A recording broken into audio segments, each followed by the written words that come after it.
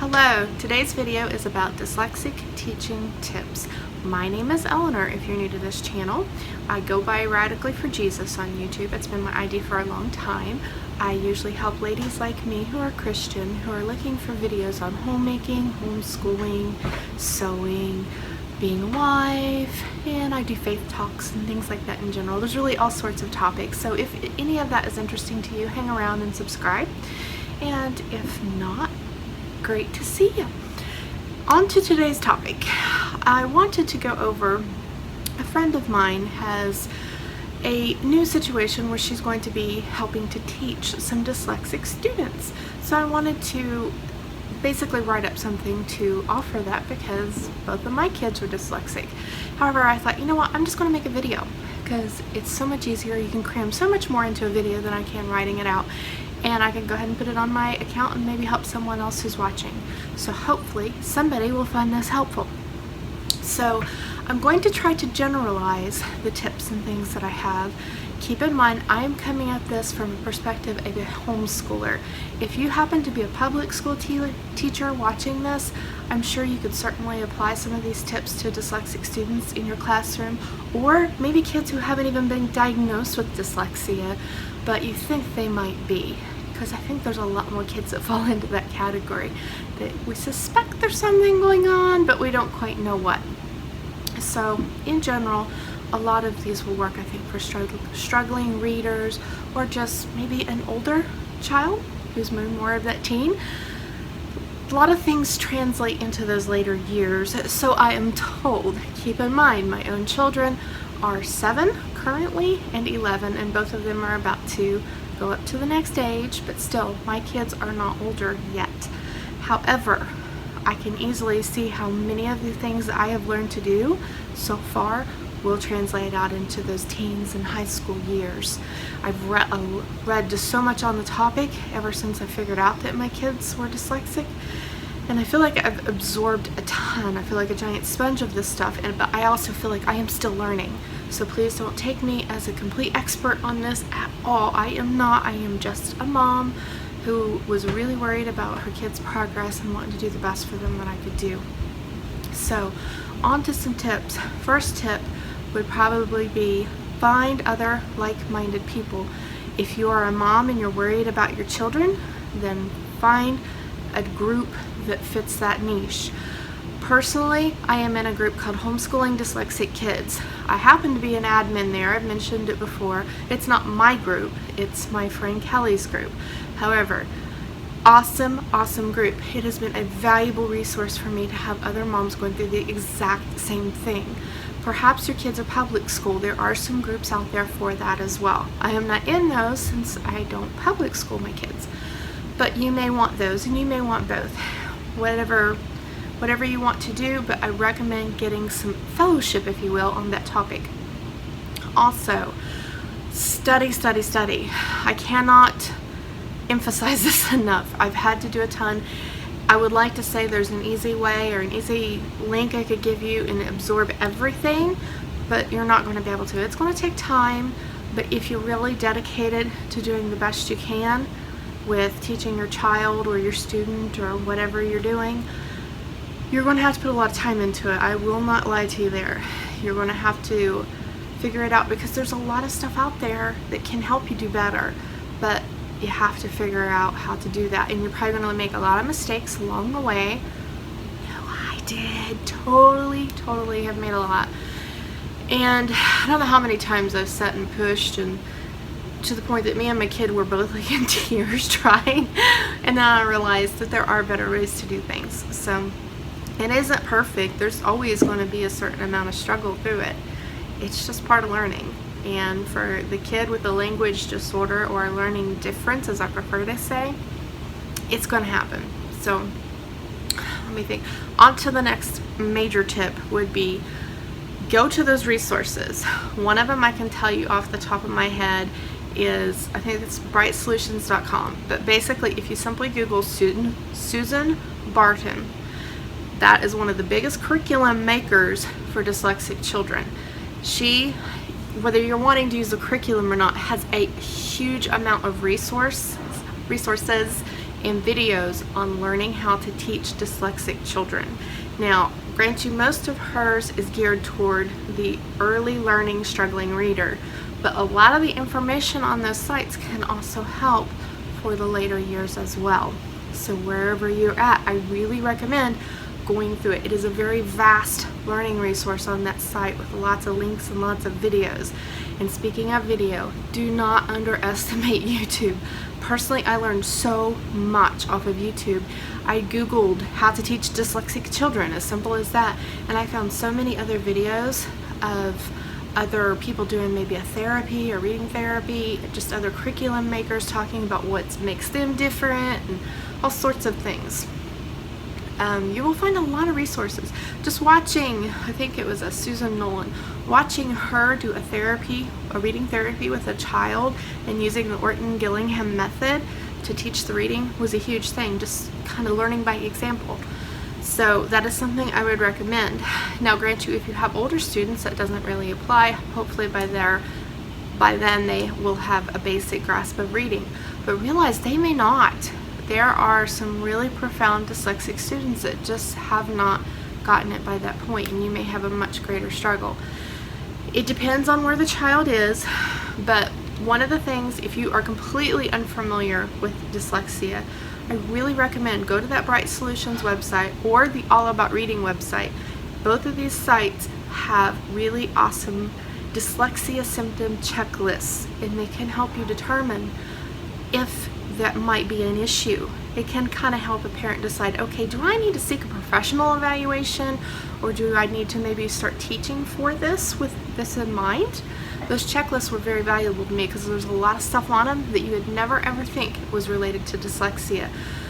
Many people don't realize dyslexic students have memory issues, just remembering something. For example, if they're trying to write, to remember what they want to say, to write it down on the page, can be a phenomenally hard struggle. Things that you don't think of. Tying shoes. A lot of dyslexics struggle greatly to tie their shoes. There's a spatial thing going on with some of them. Some dyslexic students have most of these symptoms. Some have some of these symptoms. It varies widely. Each child is different. Quite often you will find they struggle with handwriting, which is more in the dysgraphia side. There are multiple facets, if you will, of what we tend to like to lump together under a dyslexia umbrella, though that is not medically diagnostic in how they do that. They do that very differently. And obviously I'm not here to diagnose anybody, but keep in mind that there are lots of different language issues that manifest, and quite often they will boil back to that dyslexia. Being aware of those symptoms can make you realize, okay, this is just the learning difference manifesting itself. I need to do something differently as I teach. Not a big deal when you realize what's going on. When you realize, okay, this is why my child cannot learn his spelling by simply writing the word 20 times each, or whatever amount of times that you try to get them to do it. They're probably not going to learn that way. I don't know how many times I have had my children write spelling words. It's never, ever worked for that particular way. Now, if you use an Orton-Gillingham method, which the Orton-Gillingham thing is a big deal, but if you use a certain method of doing things like writing on a bumpy board that kind of kicks in that kinesthetic, it feels the senses, you feel the bumps as you write. Doing things like arm tapping as you spell a word. Me and my daughter went over the word the, I think, a million times with T-H-E, the, T-H-E, the. You go over it, but each time there's a cross-body activity, which is something else, cross-body activity, that's going on. So many things can help their hearing, their voice speaking. There's just so many senses are being stimulated when you do those things, but just simply writing them out over and over just often is not enough. But of course, that's just spelling. You have to use certain methods to get that in there. If you're teaching an older child, realize that spelling is probably going to be really poor. One of the best things you can do, for example, if you're teaching writing, don't grade them on spelling. Grade writing on writing only, grade spelling on spelling only. Writing is probably the most profoundly difficult task for a dyslexic student to master. If they master it at all, they may always find it profoundly difficult. My husband is not a diagnosed dyslexic, but he suspects he probably has a lot of those traits, and writing is the thing he hates and dreads the most himself. Even to this day, even though he can do it very well, but he struggles, he finds it hard, he finds it stressful. It's not at all enjoyable, where I can sit down and sometimes do it and kind of enjoy the process. He does not. And you may find that a dyslexic student may never even get anywhere near that to where they can write anything legible, because there are some who just never really quite get over and learn to read properly. It just depends on where they are on that spectrum, if you will, because spectrum is a good term for it too. You will find a wide variety of differences. Speaking of that, if you have a diagnosed dyslexic student, odds are they will have a list of accommodations that's been recommended by whoever diagnosed them. Those recommendations may be something like an extra half an hour on a test, or an extra amount of time on certain assignments. They may have an accommodation like on a standardized test where they have someone, a scribe, to sit and help them fill out the bubbles, because doing the test they can do, but the action of lining everything up to get the right question with the right bubble, that could be difficult. Or the writing portion, they may be able to give you a fantastic verbal book report, but they may not be able to write it out in a legible way or a way that makes sense, because they can't keep it all in their head. One of the accommodations that's commonly used is the ability to use electronic devices on some level. Personally, I do let my 11-year-old use his iPad. One way in which I let him do that, and it makes him so much more independent, is I can say, okay, I want you to read this passage or this book, and I want you to go and take your iPad and narrate back into your iPad using the text-to-speech, or I'm sorry, speech-to-text, and he'll speak into it and let it type it out, everything he's saying, and that helps him because he wouldn't keep it in his head. There's no way he'd keep all that in his head. He'll talk into it and it'll type it all out, and Siri, being Siri, never gets it right. She botches it, she gets a few words wrong, things won't make sense, punctuation's all over the place, but it helps him get something on the tablet. And what he can do is he can go back in and reread it, correct it out enough that, okay, that's not right, she chose the wrong word there. Yeah, she just totally didn't understand me here, because, you know, my family speaks with an Appalachian accent. Siri does not do Appalachian very well. Anyway, it won't quite be right. So he can go through and he can correct a lot of it. But then after he does that, then he's got before him what his words were. They were all his, but they're all written out before him. Yeah, they can be a jumbled mess, but he can go and handwrite back in, and as he's handwriting those sentences, it's giving him a memory assist, and he can look over. It's also giving him a spelling assistance. Now, grant you, quite often with Siri, it may or may not be right. She may choose the wrong form of a word, but it's still far better than he would get otherwise. In that way, I'm really getting, okay, what is his ability to retell a story? That aspect is what I would be grading him on if I'm going to do a grade. We don't usually do too many, but if you're going to do that, grade him on the writing, don't grade him on the spelling. If you're working on spelling, then grade spelling. If you're working on a persuasive argument, grade them on the effectiveness of their argument, not on how well it was written out. You kind of have to break apart those tasks, and it's important.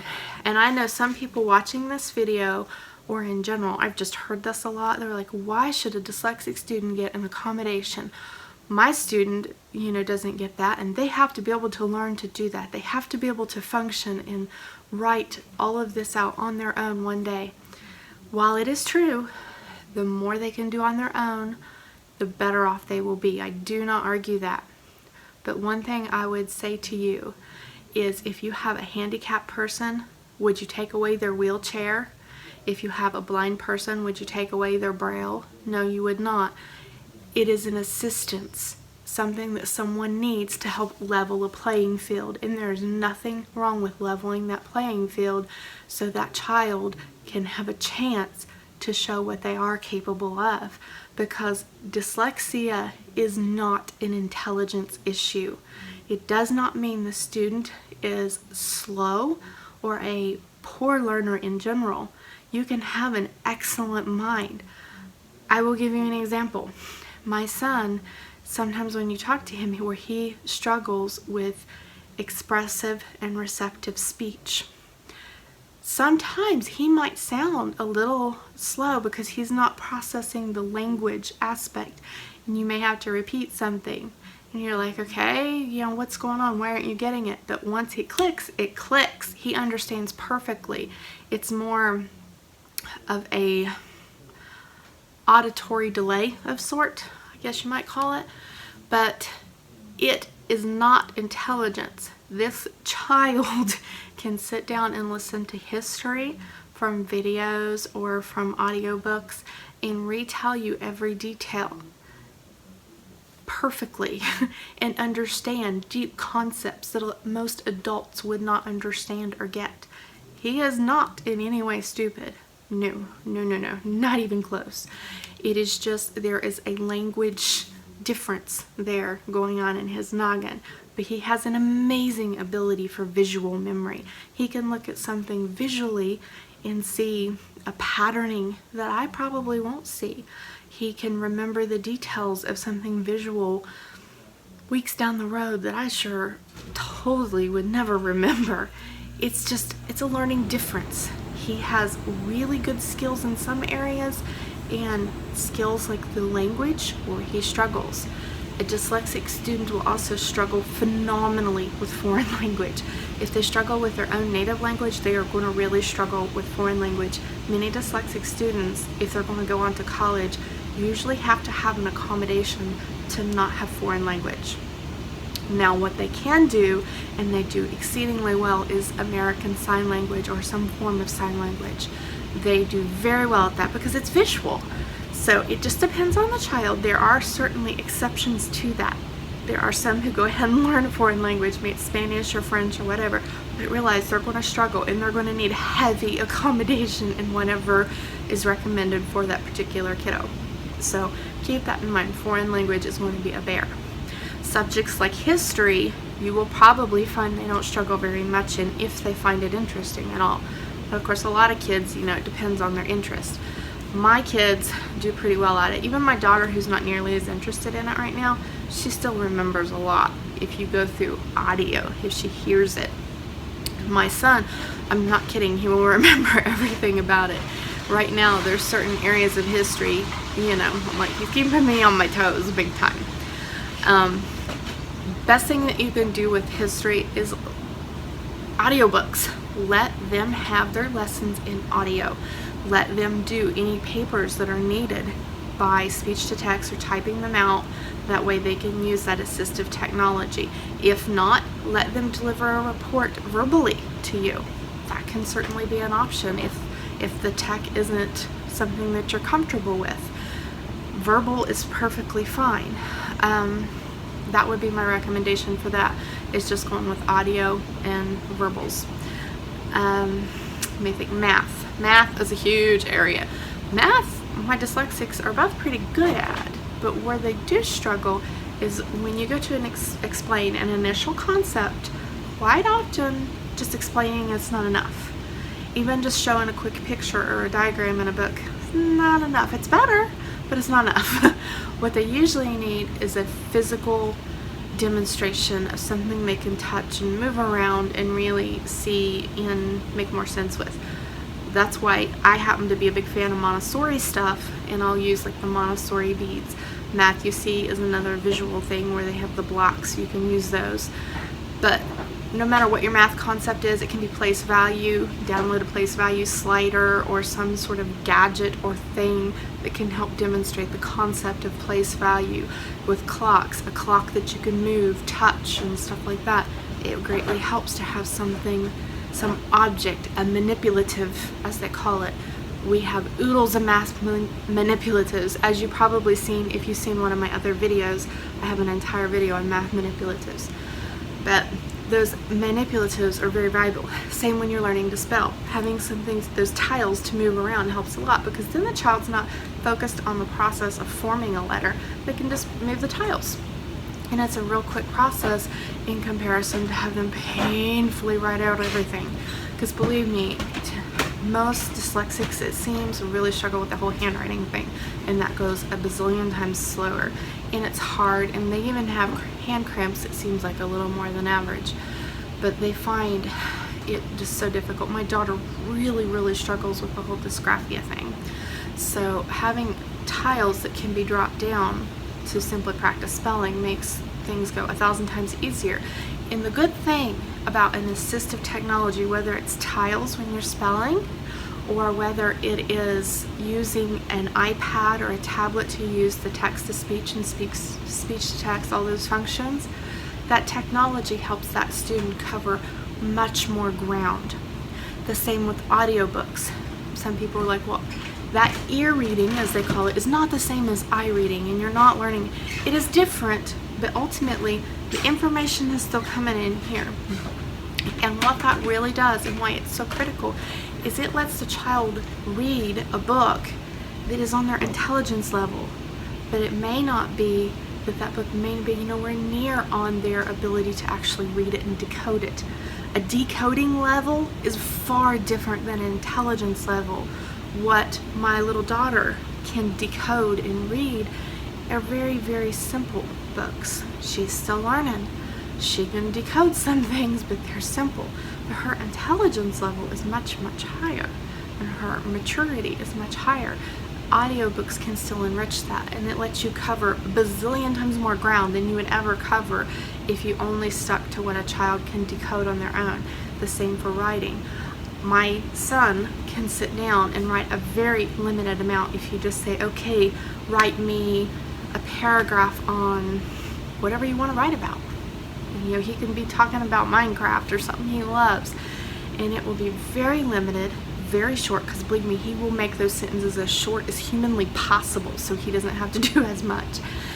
But if you say, okay, use your iPad, dictate in a story to me into your iPad, and then transfer that back to paper.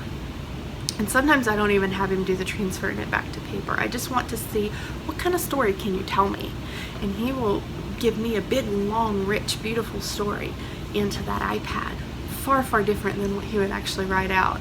So that intelligence level and the ability level of what he can actually produce on paper are two very different things.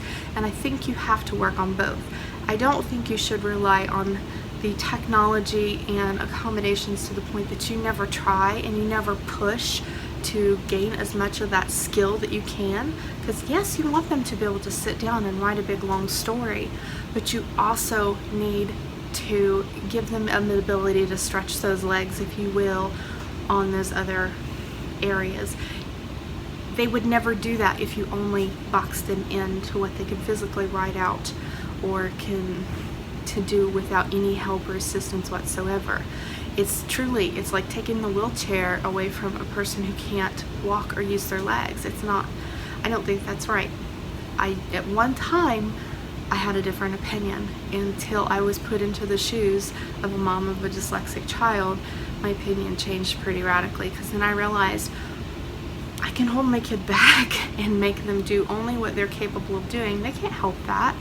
Why would I do that? I want them to excel and learn as much as they can, to enrich their mind as much as they can. So give them every assistance that you can in every subject that you can. Realize, again, like if you go through this symptom checklist, it's vast. It affects far more than you realize. It's a very vast topic. You will find every subject that you teach is affected in some way. I have not seen hardly any, maybe art, that's really not too much affected by the dyslexia. In fact, they do pretty darn good at that. They see and draw dimensionally from a very young age and so forth like that, things that you don't usually see. So it depends on the child, but you will see most subjects are affected on some level. the more that you can teach by audio, by using audio books and audio lessons, by far the better. You will find an immense amount of help. If you give a kid a history lesson and you say, okay, go home and read chapter 5 tonight, that dyslexic child's going to be so overwhelmed, and they're probably going to struggle, because if they're struggling to just decode that chapter, then getting the meat of what's really in that chapter is probably never really going to get there. But if they have that on audio, they can absorb that like that and learn the lesson and be done. And that's what you're really after. The way a lot of subjects go, be it history or science or whatever, you can have so much reading locked onto a child unless you develop a really fast reading ability. It takes so much just to get through all of those subjects in a day. But the more of those subjects that you can put onto an audio book or an audio lesson, if you're a teacher, just simply recording yourself reading that chapter and then letting the student hear it, that alone is huge. If you're the mom and you have the time to work one-on-one with your kids, read the chapter aloud together as a family. If you're the mom of multiple kids, read and do everything together. Simplify a lesson for a younger child and do more in depth for the older, but you can cover the same chapter of information while you do a read aloud to everybody. And just the act of you reading it out loud is useful for that language development. So there's lots of things you can do, but the biggest things I would recommend are accommodations. Find whatever you can do and use it.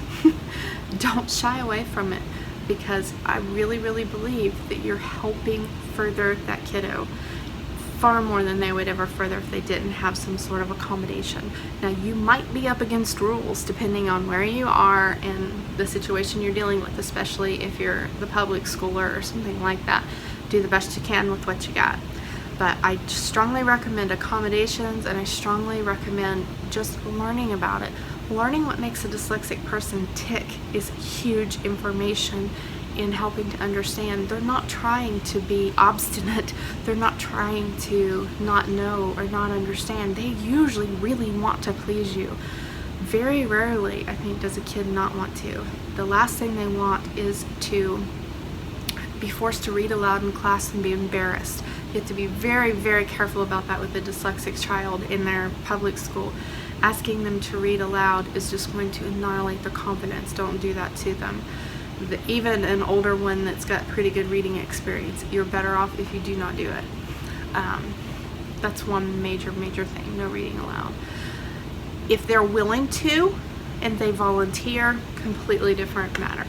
Let them volunteer. Encourage volunteering. Same with Sunday school. I wish Sunday school teachers would learn more about dyslexia, because there's a lot of Sunday school teachers that seem to think that when you send your child to Sunday school class that it's public school part 2 almost, and they start passing out worksheets and they make it into a spelling exercise or a reading exercise, and then the kids are called on to read and then they're laughed at. And there's quite a few kids in the dyslexia groups that have had their confidence shattered and annihilated at church. And I find that so sad. That should not be. I always make it a point, if we visit a new church, to talk to the Sunday school person and just say, hey, heads up, my kids are dyslexic. And from there, they'll usually advocate for themselves. You kind of have to teach them to do that too. Generally, like my son, he doesn't mind reading aloud in the classes. So far, he's had a good experience. But I know that's not true for everybody. So be aware of that. Whether it's Sunday school or public school or whatever, just be careful and cognizant of, don't crush their confidence anymore, because believe me, that never ever helps. Anyway, I think that's all the tips that I have. I'm sure I'll probably think of some other things after I close this video out. That's usually the way it goes. If I do, I just might make a part 2 or something. I know this is very random and all over the place, not very well organized, but it's just kind of a jumble and mishmash of some things that I've noticed that I think are very important.